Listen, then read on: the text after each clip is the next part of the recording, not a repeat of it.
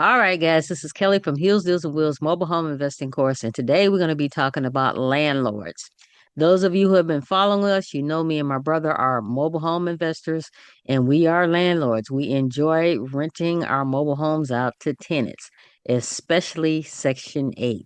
Now, a lot of people do not like landlords. Landlords don't like tenants. Tenants don't like landlords, whatever the case may be, guys, but we enjoy being landlords. On occasion, we do get a phone call from time to time from the tenant telling us to come fix something. But guys, that's just one of the drawbacks to being a landlord. A lot of landlords, including ourselves, we like to make as much money as possible.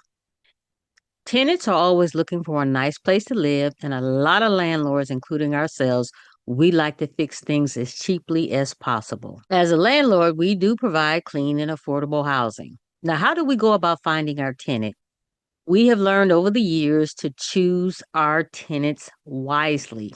Now, either you can use a management company or you can do this yourself. So, some things that we look for when we're evaluating a tenant is their credit history. That is so very important. We normally like our tenants to have at least a 550 credit score or higher. We also look at the tenant's employment history. Have they been employed over 2 years? That is so very important.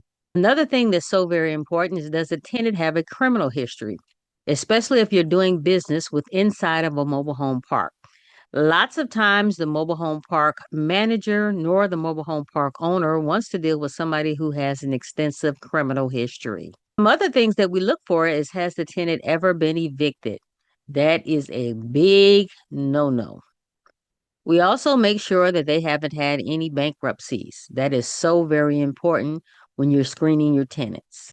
Also, when you're screening your tenant, you want to make sure that they do not have a lot of debt. When you're looking at a tenant's income, you want to make sure you're not looking at any seasonal work that the tenant is doing. You want to make sure you're not looking at any overtime, because remember, overtime is not guaranteed. And you want to also check out the tenant's length of employment. We normally like our tenants to be employed for a little over 2 years. However, if the tenant is Section 8, none of this is a big factor, because 9 times out of 10, the government is going to be paying for the tenant's rent. Besides any major debts, you want to make sure that no more than 20% of the tenant's income is going towards rent. So hypothetically, if the tenant makes $4,000 a month, you want to make sure that the rent is not going to be any more than $800. What I'm telling you is if the tenant makes $4,000 a month and you are asking for $900 to $1,000 in rent, this might not be the tenant for you.